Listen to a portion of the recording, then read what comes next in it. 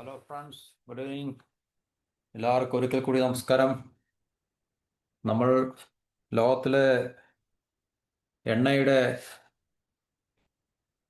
വ്യാപാരത്തെക്കുറിച്ച് സംസാരിക്കുമ്പോൾ എണ്ണ എന്ന് പറയുമ്പോൾ ക്രൂഡ് ഓയിലിൻ്റെ ലോകത്തിലെ ഏറ്റവും കൂടുതൽ എണ്ണ കൺസ്യൂം ചെയ്യുന്ന ആദ്യത്തെ 3 രാജ്യങ്ങളിൽ ഒന്നാണ് ഇന്ത്യ എന്ന് പറയുന്നത്. ഒന്നാമത് ഇപ്പോഴും അമേരിക്ക തന്നെയാണ്, രണ്ടാമത് ചൈനയാണ്, മൂന്നാമത് ഇന്ത്യയാണ്. കാരണം ഇന്ത്യയും ചൈനയും ഏകദേശം തൊട്ടടുത്തുള്ള 2 രാജ്യങ്ങളും ഒരേപോലെ ജനസംഖ്യ ഉള്ള 2 രാജ്യങ്ങളും ആയതുകൊണ്ടും സാമ്പത്തികമായിട്ട് വളർച്ച കൈവരിക്കുന്ന ഒരു ചൈന ഒരു ഡെവലപ്ഡ് എക്കോണമി എന്നല്ല, ഡെവലപ്പിംഗ് എക്കോണമിയാണ്. ഇന്ത്യ അതുപോലെ തന്നെ ഒരു ഇമോർജിങ് എക്കോണമിയാണ്. ഇൻഡസ്ട്രിയലൈസേഷൻ നടന്നുകൊണ്ടിരിക്കുന്ന രാജ്യമാണ് ഈ 2 രാജ്യങ്ങളും.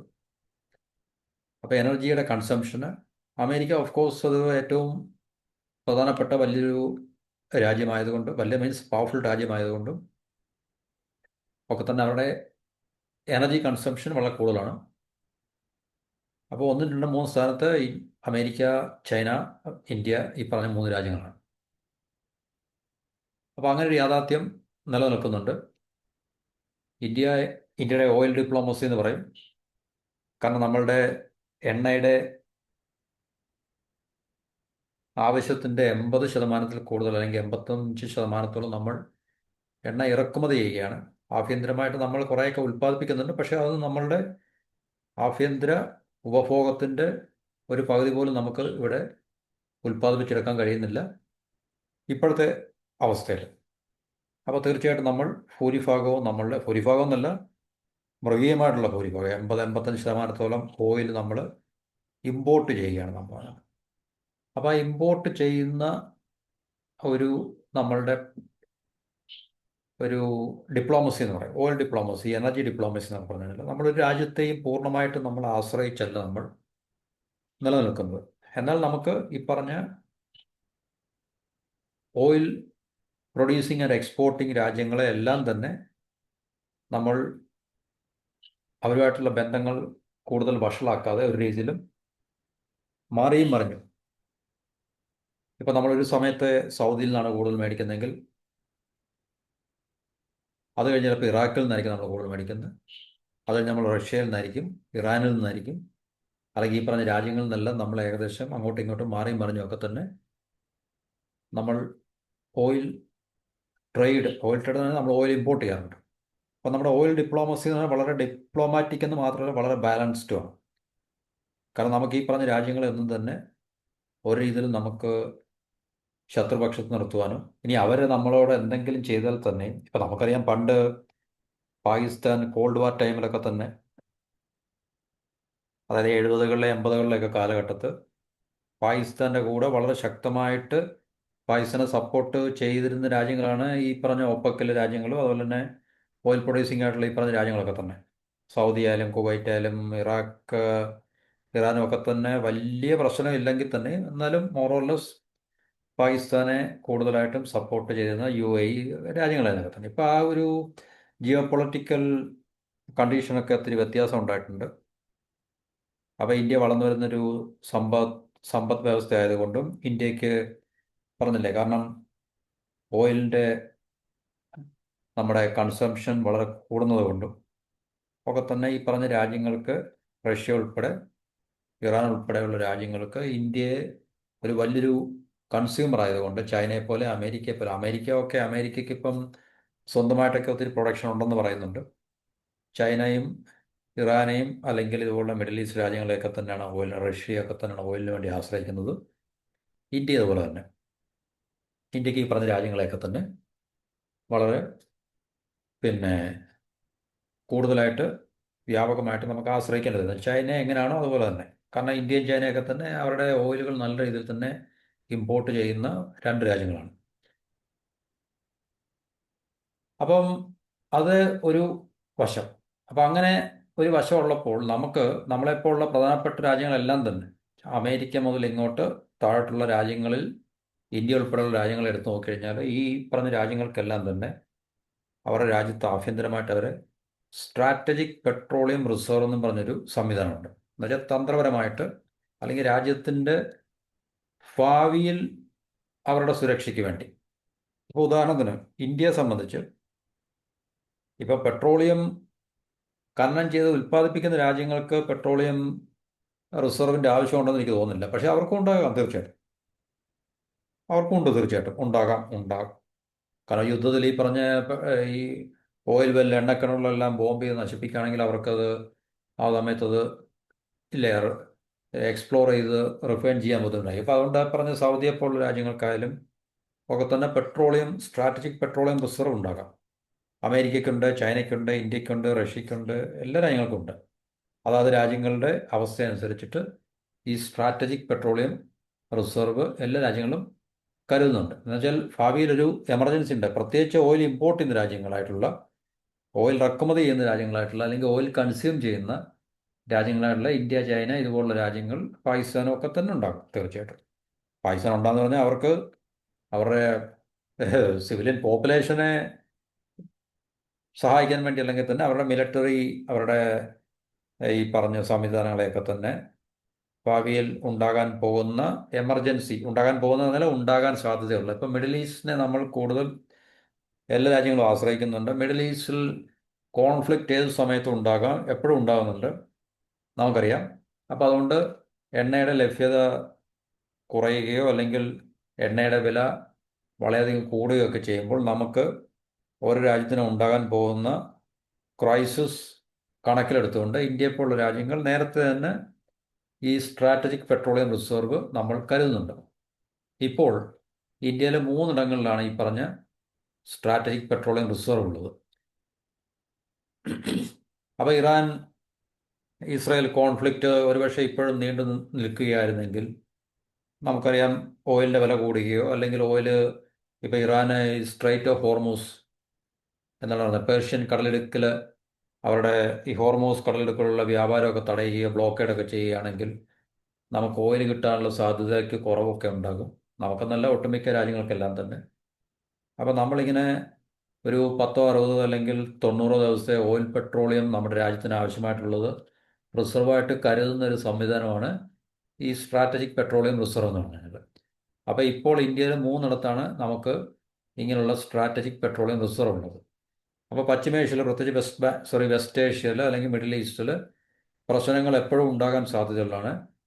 അപ്പോൾ അവിടെ പ്രശ്നങ്ങൾ രൂക്ഷമാകാനും, ഇപ്പം ഇറാൻ ഇറാഖ് വാർ മുതൽ ഇങ്ങോട്ട് തന്നെ ഗൾഫ് വാർ, പിന്നെ അതിനുശേഷം അവിടെയുള്ള റീജിയണലായിട്ടുള്ള പലതരത്തിലുള്ള വാറുകൾ, ഇപ്പം ലേറ്റസ്റ്റുള്ള ഇറാൻ ഇസ്രായേൽ വാർ വരെയുള്ള ജിയോ പൊളിറ്റിക്കലായിട്ടുള്ള ഒരു സെനറിയോ നമ്മൾ പരിശോധിച്ച് നോക്കിക്കഴിഞ്ഞാൽ നമ്മളെപ്പോലുള്ള ഓയിൽ ഇമ്പോർട്ട് ചെയ്യുന്ന രാജ്യങ്ങൾക്ക് പലതരത്തിലുള്ള പ്രതിബന്ധങ്ങളും അല്ലെങ്കിൽ ക്രൈസിസും നമ്മൾ നേരിടാൻ സാധ്യതയുണ്ട്. ചിലപ്പോൾ ഓയിൽ കിട്ടാതെ വരാം, ചിലപ്പോൾ ഓയിലിൻ്റെ ലഭ്യത കുറയാം, ഓയിലിൻ്റെ വില വളരെ കൂടാം.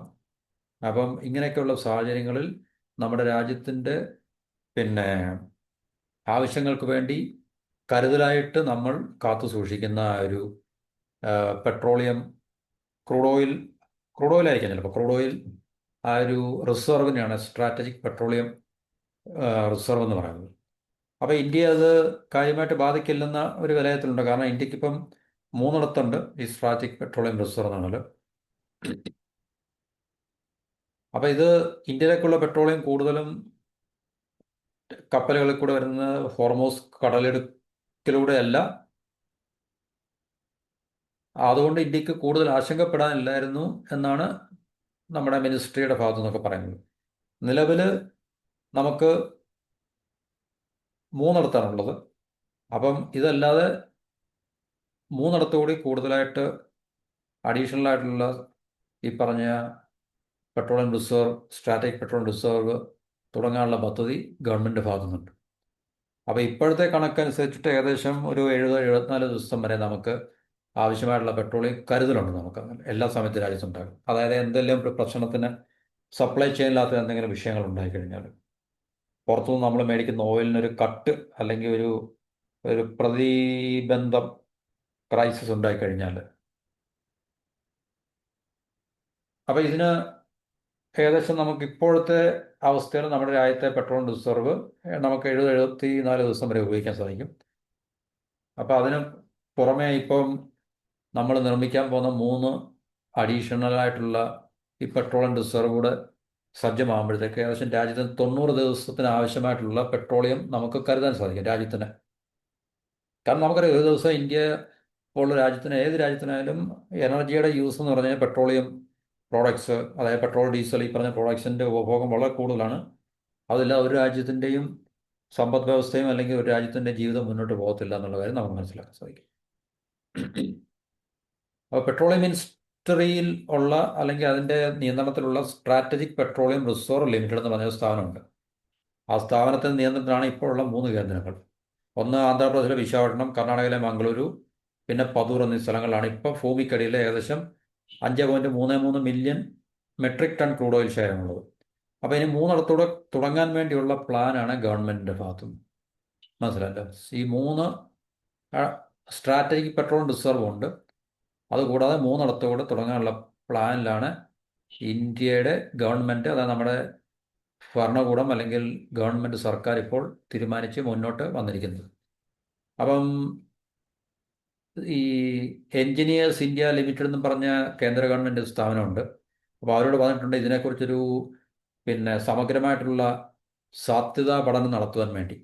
അപ്പം പുതിയ 6 ലൊക്കേഷനിൽ കൂടെ ഇതിനെ വ്യാപിപ്പിക്കാനുള്ള, അതായത് സ്ട്രാറ്റജിക് പെട്രോളിയം റിസർവിനെ എന്ന് പറയുന്ന ആ ഒരു പെട്രോളിയം റിസർവ് 6 പുതിയ ലൊക്കേഷനിൽ കൂടെ തുടങ്ങാൻ വേണ്ടിയുള്ളൊരു സാധ്യതാ പഠനത്തിന് ഈ സ്റ്റേറ്റ് റൺ, അതായത് നമ്മുടെ പൊതുമേഖലാ സ്ഥാപനമായിട്ടുള്ള പെട്രോളിയം മന്ത്രാലയത്തിൻ്റെ നിർദ്ദേശപ്രകാരം എൻജിനീയേഴ്സ് ഇന്ത്യ ലിമിറ്റഡ് പഠനം നടത്തുന്നുണ്ട്. അതായത് ഈ വർഷം ആകുമ്പോഴത്തേക്ക് ആ പഠനം പൂർത്തീകരിക്കുകയും ഗവൺമെൻറ്റിന് അവരെ ആ റിപ്പോർട്ട് നൽകുകയും ചെയ്യും.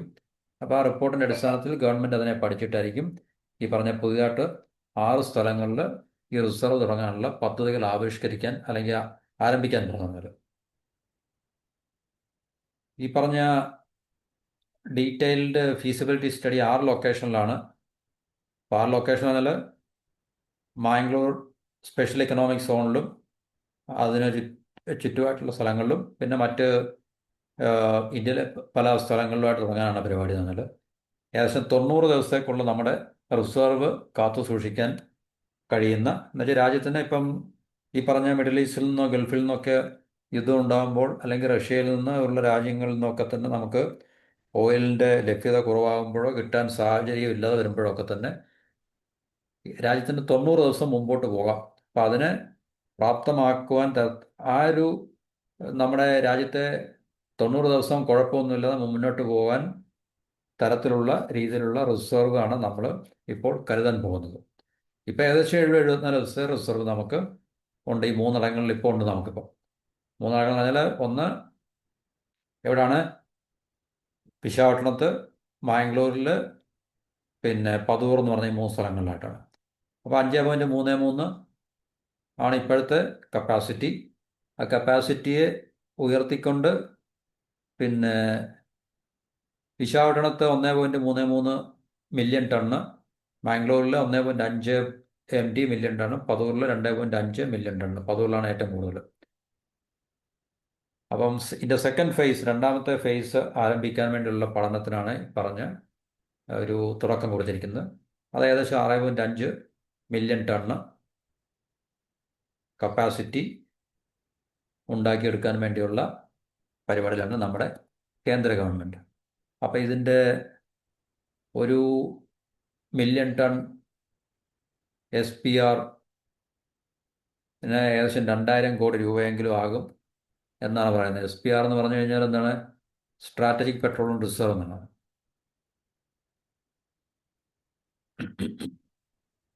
അപ്പോൾ ഇനി അടുത്ത 15 വർഷത്തേക്ക് നമ്മുടെ രാജ്യത്തെ ഈ പെട്രോളിയം പ്രോഡക്ട്സിൻ്റെ ഡിമാൻഡ് വളരെ കൂടുതലായിരിക്കും. അതുകൊണ്ട് തീർച്ചയായിട്ടും നമുക്ക് ഈ ഒരു മേഖലയെ തള്ളിക്കളയാൻ സാധിക്കത്തില്ല. രാജ്യത്തിന് പുറത്തുനിന്ന് നമ്മൾ എണ്ണ കൂടുതൽ മേടിക്കുന്നത് കൊണ്ട് അവിടുന്ന് സപ്ലൈക്കുണ്ടാകാൻ സാധ്യതയുള്ള തടസ്സങ്ങൾ നേരിടാൻ വേണ്ടിയാണ് രാജ്യത്ത് നമ്മൾ ഈ പറഞ്ഞ റിസർവ് കൂട്ടുന്നതെന്നാണ്. അപ്പം അതിന് ഏകദേശം ഒരു മില്യൺ ടണ്ണിന് 2500 രൂപ കേന്ദ്ര ഗവൺമെൻറ് ചെലവഴിക്കേണ്ടി വരും. നമ്മുടെ ഭൂമിയുടെ ഉപരിതലത്തിൽ നിന്ന് 90 മീറ്റർ താഴ്ചയിൽ കിലോമീറ്ററുകളുടെ നീളത്തിലുള്ള കരിങ്കൽ അറകളിലാണ് ഈ പറഞ്ഞ ക്രൂഡ് ഓയിൽ സൂക്ഷിക്കുന്നതെന്ന് പറയുന്നത്. നമുക്കതിനെക്കുറിച്ച് കൃത്യമായി അറിയില്ല. അതുകൊണ്ട് ഇവിടെ നമ്മൾ ഈ പിക്ചറിലൊക്കെ നോക്കിക്കഴിഞ്ഞാൽ നമുക്കറിയാൻ പറ്റും ഭൂമിക്കടിയിലാണ് ഇതിൻ്റെ പരിപാടികളെല്ലാം നടക്കുന്നത്. അതുപോലെ തന്നെ നമ്മൾ ഇവിടെ നോക്കിക്കഴിഞ്ഞാൽ വലിയ ഭൂമിക്ക് താഴെയുള്ള വലിയ തുരങ്കങ്ങൾ ഉണ്ടാക്കി അവിടെ വ്യാപകമായിട്ട്, കാരണം ഇത്രയും വലിയ തോതിലുള്ള പെട്രോളിയം റിസർവ് കീപ്പ് ചെയ്യണമെങ്കിൽ തീർച്ചയായിട്ടും നമുക്ക് അത്രയ്ക്ക് വലിയ, നമുക്ക് ഒരു സാധാരണക്കാരന് സങ്കല്പിക്കാവുന്ന തരത്തിലുള്ള നമ്മൾ ഭൂമിക്ക് മുകളിൽ കാണുന്ന പല പ്രോജക്റ്റ് പോലല്ല ഇതെന്ന് പറഞ്ഞാൽ ഇവിടെ പറഞ്ഞിരിക്കുന്നത് 30 നില കെട്ടിടത്തിൻ്റെ ആഴത്തിൽ നിന്നാണ് പറഞ്ഞിരിക്കുന്നത്. അപ്പോൾ അത്രയ്ക്ക് വ്യാപകമായിട്ടുള്ള ഒരു പ്രോജക്റ്റാണ്. അപ്പോൾ അത് തീർച്ചയായിട്ടും എല്ലാ രാജ്യത്തെ സംബന്ധിച്ചും വളരെ പ്രധാനപ്പെട്ടൊരു കാര്യമാണ്. 2020 കോവിഡിൻ്റെ സമയത്ത് എണ്ണവില കുറഞ്ഞ ഒരു സാഹചര്യം ഉണ്ടായിരുന്നു. ആ സാഹചര്യത്തിൽ ഇന്ത്യ കൂടുതലായിട്ട് ഇതുപോലുള്ള ക്രൂഡ് ഓയിൽ വാങ്ങി സൂക്ഷിച്ചിരുന്നു. അതിന് നമുക്ക് 5000 കോടി രൂപ ലാഭിക്കാൻ സാധിച്ചു എന്നുള്ളൊരു കണക്കും കൂടെ പറയുന്നുണ്ട്. അതൊക്കെ ഓക്കെ. കാരണം വില കുറയുമ്പോൾ നമ്മൾ വാങ്ങിക്കുമ്പോൾ തീർച്ചയായിട്ടും നമുക്ക് അതിൻ്റെതായിട്ടുള്ള ലാഭവും അല്ലെങ്കിൽ നമുക്ക് മെച്ചവും ഉണ്ടാകും. കാരണം ഇന്ത്യയെപ്പോലെ 80% മേളിൽ 85%-ഓളം ക്രൂഡ് ഓയിൽ ഇമ്പോർട്ട് ചെയ്യുന്ന രാജ്യത്തിന് ക്രൂഡ് ഓയിലിൻ്റെ വില അന്താരാഷ്ട്ര മാർക്കറ്റിൽ കുറഞ്ഞു നിൽക്കുന്നതാണ് എപ്പോഴും നല്ലത്. ഓക്കെ, നമ്മൾ നേരത്തെയുള്ള വീഡിയോയിൽ പറഞ്ഞാണ് നമ്മളെപ്പോലുള്ള ജനങ്ങളുടെ ജീവിതത്തെ അത് നമ്മൾ കുറഞ്ഞ ഒരു നിരക്കിൽ നമുക്കത് കിട്ടാനുള്ള സാഹചര്യം ഇതുവരെ ഒരു ട്രാൻസ്ലേറ്റ് ചെയ്യപ്പെട്ടില്ല. എന്നാൽ തന്നെയും രാജ്യത്തിൻ്റെ ഫോറിൻ റിസർവ് നമുക്ക് കാത്തു സൂക്ഷിക്കാനും അല്ലെങ്കിൽ വില കുറയുമ്പോൾ നമുക്ക് അത്രയും കുറച്ച് വിദേശ നാണ്യം നമുക്ക് കൊടുത്താൽ മതിയല്ലോ. കാരണം ഇത് ഡോളറിലെ നമുക്ക് എക്സ്ചേഞ്ച് ചെയ്യാൻ സാധിക്കത്തുള്ളൂ. കാരണം പെട്രോ ഡോളർ സംവിധാനം നിലനിൽക്കുന്നതുകൊണ്ട് നമ്മൾ ഓപ്പക്കിലുള്ള രാജ്യങ്ങളുമായിട്ട് നമ്മൾ കച്ചവടം ചെയ്യുമ്പോൾ ഇറാൻ അതുപോലുള്ള രാജ്യങ്ങൾ ഒഴിവാക്കി കഴിഞ്ഞാൽ ബാക്കിയുള്ള രാജ്യങ്ങളുമായിട്ട് നമ്മളെ പെട്രോളിയം ക്രൂഡ് ഓയിലിൻ്റെ നമ്മൾ വ്യാപാരം നടത്തുമ്പോൾ നമുക്ക് ഡോളർ കൊടുത്ത് മാത്രമേ ക്രൂഡ് ഓയിൽ വാങ്ങിക്കാൻ സാധിക്കത്തുള്ളൂ. അപ്പോൾ നമ്മുടെ വിദേശ നാണ്യ ശേഖരത്തിൽ നിന്നും വലിയ ഒരു പങ്ക് നമുക്ക് ഇതിനു വേണ്ടി നമുക്ക് ചെലവഴിക്കേണ്ടി വരും. അപ്പോൾ വില കുറഞ്ഞിരിക്കുന്നതാണ് ഇന്ത്യയെ സംബന്ധിച്ച് നല്ലത്. അപ്പം വില കുറയുമ്പോൾ ഇന്ത്യ തീർച്ചയായിട്ടും കൂടുതൽ വാങ്ങിക്കുന്നതായിട്ടാണ് നമുക്കറിയാൻ സാധിക്കുന്നത്. അപ്പോൾ കൂടുതൽ വാങ്ങിക്കുന്നതിൻ്റെ നല്ലൊരു പങ്ക് നമ്മളെ രാജ്യത്തിൻ്റെ ആഭ്യന്തരമായിട്ടുള്ള ഉപഭോഗത്തിന് ശേഷം വരുന്ന ആ ഒരു വോളിയം നമ്മൾ ഈ പറഞ്ഞ സ്ട്രാറ്റജിക് പെട്രോളിയം റിസർവിലേക്ക് നമ്മൾ കാത്തു സൂക്ഷിക്കുന്നുണ്ട്. അത് ഇന്ത്യ ഏതെങ്കിലും തരത്തിലുള്ള ഇമർജൻസി നമുക്ക് വരുമ്പോൾ നമുക്കത് ഉപയോഗിക്കാൻ വേണ്ടി ആണ്. അത് ഒട്ടുമിക്ക എല്ലാ പ്രധാനപ്പെട്ട രാജ്യങ്ങളും ഈ പറഞ്ഞ സ്ട്രാറ്റജിക് പെട്രോളിയം റിസർവ് കരുതുന്നുണ്ട് എന്നുള്ള കാര്യം നമ്മൾ മനസ്സിലാക്കുക. 80% നമ്മൾ വിദേശ രാജ്യങ്ങളിൽ നിന്നാണ് ഇറക്കുമതി ചെയ്യുന്നത്. ഏകദേശം ഒരു ദിവസം നമ്മൾ 5 മില്യൺ ബാരൽ എണ്ണ ഇറക്കുമതി ചെയ്യുന്നുണ്ട്. ഇപ്പോൾ ഒത്തിരി രാജ്യങ്ങൾ എണ്ണ കയറ്റുമതി ചെയ്യുന്നതായിട്ട് നമുക്കറിയാൻ സാധിക്കും. അതുകൊണ്ട് തന്നെയാണ് എണ്ണയുടെ വിലയൊക്കെ ഇപ്പോൾ പഴയതിനേക്കാളൊക്കെ സ്റ്റേബിളായിട്ട് നിൽക്കുന്നത്, വലിയ കൂടുതലൊന്നും ഉണ്ടാകാതെ. അപ്പോൾ ഇന്ന് 40-ൽ പരം രാജ്യങ്ങളിൽ നിന്ന് ഇന്ത്യ പെട്രോൾ ഉൽപ്പന്നങ്ങൾ കണ്ടെത്തുന്നുണ്ട്. 40-ൽ പരം രാജ്യങ്ങൾ. അത് എല്ലാവരിൽ നിന്നും നമ്മൾ പല വോളിയത്തിലാണ് നമ്മൾ വാങ്ങിക്കുന്നത്. പ്രധാനമായിട്ട് നമ്മൾ റഷ്യ, സൗദി ഇതുപോലുള്ള രാജ്യങ്ങളിൽ നിന്നൊക്കെ, പടിഞ്ഞാറൻ ആഫ്രിക്ക, US, അമേരിക്കയിൽ നിന്ന് വാങ്ങിക്കുന്നുണ്ട്. ലാറ്റിൻ അമേരിക്ക ഉള്ള പല രാജ്യങ്ങൾ, വെനിസ്വേല ഇതുപോലുള്ള രാജ്യങ്ങളൊക്കെ ആയിരിക്കാം. ഈ പറഞ്ഞ രാജ്യങ്ങളിലൊക്കെ നമ്മൾ എണ്ണ വാങ്ങാൻ പദ്ധതിയുണ്ട്. അപ്പോൾ ഈ ഹോർമൂസ് കടലിടുക്കിൽ ഉണ്ടാകാൻ സാധ്യതയുള്ള പ്രശ്നങ്ങൾ കണക്കിലെടുത്തുകൊണ്ട് നമുക്ക് തീർച്ചയായിട്ടും ഇന്ത്യ വളരെ ഒരു ഓൾട്ടർനേറ്റീവായിട്ടുള്ള വ്യാപാര പാത അല്ലെങ്കിൽ നമുക്കൊരു ഇക്കണോമിക് ട്രേഡ് കോറിഡോറൊക്കെ നമ്മൾ പ്ലാൻ ചെയ്യുന്നുണ്ട്. അതൊക്കെ ഇന്ത്യയുടെ സമ്പദ് വ്യവസ്ഥയുടെ ഈ പറഞ്ഞ എനർജി ട്രാൻസിഷൻ അല്ലെങ്കിൽ എണ്ണ നമുക്ക് എവിടുന്ന് ലഭ്യമാവുന്നോ അവിടുന്ന് നമുക്ക് ഇന്ത്യയിലേക്ക് സുഗമമായിട്ട് കൊണ്ടുവരാൻ കഴിയുന്ന തരത്തിലുള്ള എനർജി കോറിഡോഴ്സും അല്ലെങ്കിൽ വ്യാപാര കോറിഡോഴ്സും ഒക്കെ തന്നെ നമ്മൾ ഏർപ്പെടുന്നുണ്ട്. അതൊക്കെ തന്നെ നമുക്ക് ഭാവിയിൽ കൂടുതൽ ഗുണകരമാകും എന്നുള്ള കാര്യത്തിൽ ഒരു പ്രതീക്ഷയാണ് നമുക്കതാണ്. അപ്പോൾ റഷ്യയിൽ നിന്നാണ് നമ്മളിപ്പോഴും ഏറ്റവും കൂടുതൽ എണ്ണ മേടിക്കുന്നത്. അമേരിക്കയുടെ കണ്ണുരുട്ടും ട്രംപിൻ്റെ കണ്ണുരുട്ടും ഒക്കെ ഉണ്ടെങ്കിൽ തന്നെയും ഭീഷണിയൊക്കെ ഉണ്ടെങ്കിൽ തന്നെയും ഇന്ത്യ റഷ്യ വിട്ടിട്ട് കളിയില്ല എന്നുള്ള കാര്യം നമുക്കറിയാം. കാരണം ഈ ഇരു രാജ്യങ്ങൾക്കും ഏറ്റവും കൂടുതൽ ആശ്രയിക്കാൻ കഴിയുന്ന ഇന്ത്യക്ക് റഷ്യയെയും അതുപോലെ റഷ്യക്ക് ഇന്ത്യയും തീർച്ചയായിട്ടും ആശ്രയിക്കാൻ കഴിയുന്ന ഒരു സാഹചര്യമാണ് നിലനിൽക്കുന്നത്. ഏപ്രിൽ മെയ് മാസത്തിലെ കണക്കുകൾ നമ്മൾ പരിശോധിച്ച് കഴിഞ്ഞാൽ ഏറ്റവും കൂടുതൽ നമ്മൾ റഷ്യയിൽ നിന്നാണ് ക്രൂഡ് ഓയിൽ വാങ്ങിച്ചത്. നമ്മളുടെ ഇറക്കുമതിയുടെ 39% ഇറക്കുമതി റഷ്യയിൽ നിന്നാണ്. അപ്പം യുക്രൈൻ റഷ്യ തുടങ്ങിയതിന് ശേഷം റഷ്യയുടെ ക്രൂഡ് ഓയിലിൻ്റെ റഷ്യയുടെ മുകളിൽ ഉപരോധം ഏർപ്പെടുത്തുകയും അതുപോലെ തന്നെ റഷ്യയുടെ ക്രൂഡ് ഓയിലിൻ്റെ പിന്നെ മാർക്കറ്റ് കുറയുകയും വില ഇടിയുകയൊക്കെ ചെയ്തിട്ടുണ്ടായിരുന്നു. അപ്പോൾ ഇത് ഇന്ത്യ ആ ഒരു അവസരം മുതലാക്കി ഇന്ത്യ റഷ്യയിൽ നിന്ന് കൂടുതൽ ഡിസ്കൗണ്ട് റേറ്റിലേക്ക് എണ്ണ ഇറക്കുമതി ചെയ്തുകൊണ്ടിരിക്കുകയാണ്. ഇപ്പോഴത് വളരെ സ്മൂത്തായിട്ട് ആ ഒരു ട്രേഡ് നടന്നുകൊണ്ടിരിക്കുന്നുണ്ട്. അമേരിക്ക ഇന്ത്യയെ ഭീഷണിപ്പെടുത്തുന്നുണ്ടെങ്കിലും ഇന്ത്യ ഒന്നും വകവയ്ക്കാതെ തീർച്ചയായിട്ടും ഇന്ത്യ റഷ്യയിൽ നിന്നും കൂടുതൽ ഓയിൽ വാങ്ങിക്കൊണ്ടിരിക്കണം. കാരണം എനർജി വളരെ അത്യാവശ്യമാണ് ഒരു രാജ്യത്തിനും ഒരു സമ്പദ് വ്യവസ്ഥയ്ക്കും. കാരണം നമ്മുടെ രാജ്യത്തിൻ്റെ വളർച്ചയ്ക്കും സ്റ്റെബിലിറ്റിക്കും നമ്മുടെ ഇൻഡസ്ട്രിയലൈസേഷനും ഒക്കെ തന്നെ വ്യവസായവൽക്കരണത്തിനൊക്കെ തന്നെ എനർജി വളരെ അത്യാവശ്യമാണ്. അപ്പോൾ എത്രയും കൂടുതൽ ഓയിൽ എണ്ണ നമുക്ക് ലഭിക്കുമോ അത്രയും കൂടുതൽ നമുക്ക് സുരക്ഷയുണ്ട് രാജ്യത്ത് നമ്മളുടെ. അപ്പോൾ ജൂണിലും റഷ്യയിൽ നിന്നുള്ള എണ്ണ വാങ്ങൽ കൂടുതലായിട്ടുണ്ടാകും എന്നുള്ളതാണ് റിപ്പോർട്ട് പറയുന്നത്. Iraq, Saudi, UAE, US, Nigeria, Angola, Kuwait, Venezuela തുടങ്ങിയ രാജ്യങ്ങളിൽ നിന്നും ഇന്ത്യ എണ്ണ വാങ്ങുന്നുണ്ട്. അപ്പോൾ ഇത് ഇന്ത്യയുടെ എനർജി ഡിപ്ലോമസി അല്ലെങ്കിൽ എനർജി പോളിസി അല്ലെങ്കിൽ ഓയിൽ ഡിപ്ലോമസി, ഓയിൽ പോളിസിയുടെയൊക്കെ ഒരു ബാലൻസിങ് ആക്റ്റാണ് നമുക്കിതിനകത്തുള്ളത്. ഒരു രാജ്യത്തെ മാത്രം അല്ലെങ്കിൽ പ്രത്യേക ഒരു സ്ഥലത്തുള്ള രാജ്യങ്ങളെ മാത്രം നമ്മൾ ആശ്രയിക്കാതെ നമ്മൾ ഡൈവേഴ്സിഫിക്കേഷനാണ് നമ്മളിൽ നിന്ന് അത് ഇന്ത്യയുടെ പണ്ടും അങ്ങനെ ആയത്. ഇന്ത്യയുടെ ഈ പോളിസി എന്ന് പറഞ്ഞു കഴിഞ്ഞാൽ അത് നമുക്ക് അങ്ങനെ പറ്റത്തുള്ളൂ. കാരണം ഒരു രാജ്യത്തെ മാത്രം ആശ്രയിക്കാൻ നമുക്ക് പറ്റത്തില്ല. ഇപ്പം റഷ്യ മാത്രം നമ്മൾ ആശ്രയിക്കുന്നില്ല. നമ്മൾ മിഡിൽ ഈസ്റ്റിലുള്ള സൗദി, ഇറാഖ് അത് എല്ലാം മാറി മറിഞ്ഞും വരും. ഒരു സമയത്ത് സൗദിയിൽ നിന്നാണ് കൂടുതൽ മേടിക്കുന്നെങ്കിൽ മറ്റൊരു സമയത്ത് ഇറാഖിൽ നിന്നായിരിക്കും, മറ്റൊരു സമയത്ത് നമ്മൾ റഷ്യയിൽ നിന്നായിരിക്കും, ചിലപ്പോൾ നമ്മൾ മറ്റേതെങ്കിലും രാജ്യത്തിൽ നിന്നായിരിക്കും മേടിക്കുന്നത്. അപ്പോൾ അത് നമ്മൾ ആ ഡിപ്ലോമസി ഇങ്ങനെ നമ്മൾ വളരെ ഒരു മാച്ചിങ് ആയിട്ട് ബാലൻസിങ് ആയിട്ട് നമ്മൾ മുന്നോട്ട് കൊണ്ടുപോകുന്നുണ്ട്. അപ്പോൾ ഈ പെട്രോളിയം റിസർവ് എന്ന് പറയുന്നത് നമ്മുടെ രാജ്യത്തെ സംബന്ധിച്ച് നമ്മുടെ സമ്പദ് വ്യവസ്ഥയ്ക്കും നമ്മുടെ രാജ്യത്തിൻ്റെ മൊത്ത സുരക്ഷയ്ക്കും ഒക്കെ തന്നെ വളരെ പ്രധാനപ്പെട്ടതാണ്. അപ്പോൾ എത്രയും കൂടുതൽ റിസർവ് നമുക്കുണ്ടോ അത്രയും കൂടുതൽ ദിവസത്തേക്ക് നമുക്ക് ഈ പറഞ്ഞ ഓയിലിൻ്റെ എനർജിയുടെ ട്രേഡിൻ്റെ ഏതെങ്കിലും തരത്തിലുള്ള ഡിസ്റപ്ഷൻ തടസ്സങ്ങൾ നേരിടുകയാണെങ്കിൽ തീർച്ചയായിട്ടും നമ്മുടെ രാജ്യത്തെ ഈ പറഞ്ഞ 80 ദിവസം, 90 ദിവസം അല്ലെങ്കിൽ 100 ദിവസം നമുക്ക് മുന്നോട്ട് കൊണ്ടുപോകാൻ ഈ പറഞ്ഞ ഓയിൽ റിസർവ് നമ്മൾ കാത്തു സൂക്ഷിക്കുന്നതിലൂടെ നമുക്ക് കഴിയും. അത് നമ്മുടെ രാജ്യത്തിൻ്റെ സമ്പദ് വ്യവസ്ഥയുടെയൊക്കെ സുരക്ഷയ്ക്ക് വളരെ പ്രധാനപ്പെട്ടതാണ്. അപ്പോൾ അതാണ് ഇപ്പോഴത്തെ നമ്മുടെ ഗവൺമെൻറ് അഡീഷണലായിട്ട് കൂടുതലായിട്ടുള്ള ഓയിൽ റിസർവ് തുടങ്ങാൻ വേണ്ടി അതിൻ്റെ ഫീസിബിലിറ്റി സ്റ്റഡീസ് അല്ലെങ്കിൽ സാധ്യതാ പഠനത്തിന് വേണ്ടി പിന്നെ ഇപ്പോൾ ആ ഒരു എന്താണ് പറയുന്നത് സ്റ്റെപ്പ് എടുത്തിരിക്കുന്നത്. അപ്പോൾ ആ പഠനം നിന്നുകൊണ്ടിരിക്കുകയാണ്. ഏകദേശം ഈ വർഷത്തിൻ്റെ അവസാനത്തോടുകൂടി ആ പഠന റിപ്പോർട്ട് അവർ ഗവൺമെൻറ് സമർപ്പിക്കുകയും ഗവൺമെൻറ് അതിൻ്റെ മേൽ ആക്ഷൻ എടുക്കുകയും ചെയ്യും. അപ്പോൾ അതാണ് നമുക്ക് ഈ ഒരു ടോപ്പിക്കിനെ കുറിച്ച് നമുക്ക് പറയാനുള്ളത്. അപ്പോൾ നമുക്ക് അടുത്ത ടോപ്പിക്കുമായി അടുത്ത വീഡിയോയിൽ കാണാം. ടിൽ ദെൻ എല്ലാവർക്കും ഒരിക്കൽ കൂടി നന്ദി, നമസ്കാരം, and have A wonderful day.